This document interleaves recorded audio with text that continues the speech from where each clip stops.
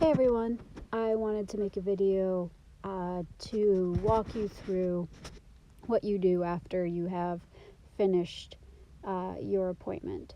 So here, we've already walked through what you do when you arrive to an appointment. Now we will go through completing an appointment.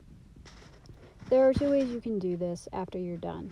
You can create your journal first, send it, and then hit complete. Or you can hit complete first and then send your journal. I'm going to hit complete first just so the timer stops running for this appointment and so that the app stops tracking my movements. So it is one thing you do want to make sure you are aware of is that when you are at an appointment, so when you hit the arrive button, the app will track you with where you are on a map and sort of, create a line with your route and where you're going.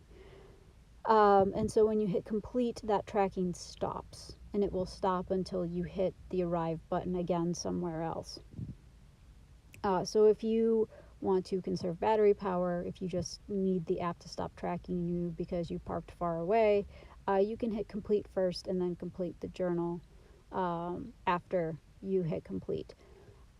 Note that if you are in the middle of your day and you hit complete and you don't create a journal, for most clients, you won't be able to hit arrive at your next appointment until you make a journal entry.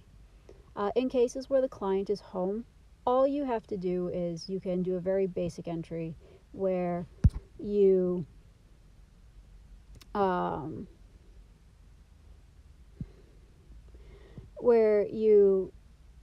note that the dog peed, pooped, and you can just put in the comments that the client is home. That's perfectly fine. In this way, you fulfill your requirement to create a journal entry so that you can start your next appointment. It doesn't have to be long. In most other cases, you want to be a little bit more straight. You want to give more detail.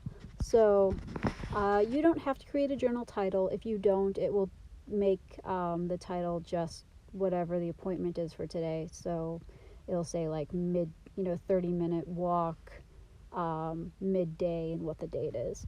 If you want to add a title, go for it. It shows a bit more creativity, and it seems like a small thing, but clients do appreciate these sorts of things. So, one of the things you want to do is you can use these checkboxes to quickly go through all the basics of pee and poop. If you had to give medication, you can do that. If you had to feed them lunch or dinner or breakfast, you can do that. Anything else that you did, you can click, click, click, click, click. And then you can use the notes section to create more of a narrative, or just say, hey, we had a great walk, or give the client a heads up about something like they were walking weird, I noticed they were licking at a spot, or if you have to tell them that the poop looked runny, or anything like that, you can use that in the notes. And then you can add a few photos. I would say as a good rule, if you don't put in much in the way of notes, you should have like 3 or 4 photos that you're sending the client. If you have more of a narrative, you can get away with fewer photos. So try to use that as kind of your standard. If you're not going to write much in the way of notes, make sure you have more pictures. If it is a day or an appointment where you do need to give more notes, you could do just one picture, and that's fine. So let me write my notes, and then I will finish up and show you how this looks.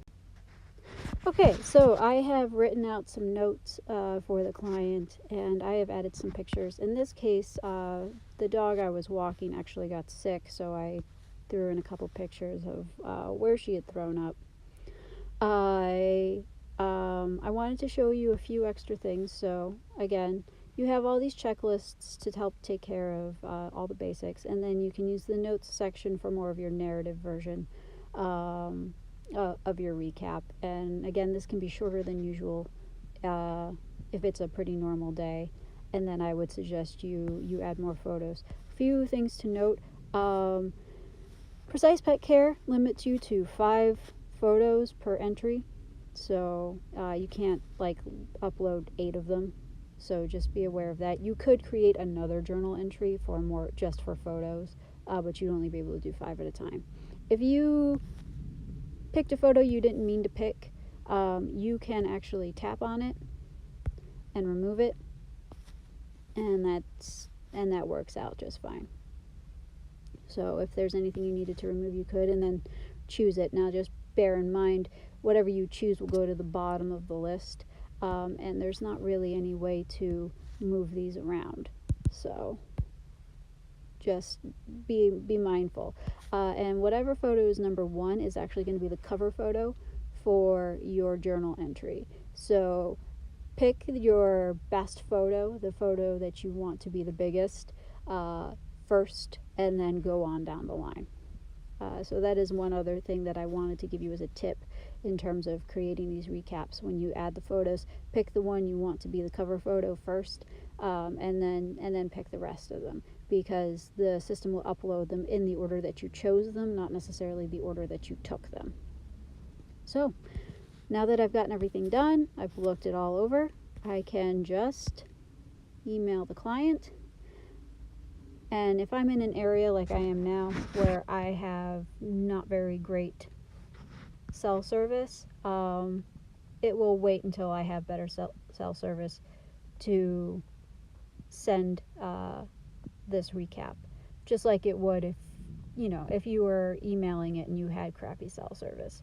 So once I get into a better area, I can tap to resend it, and then it'll all be done. So that's how you send a recap.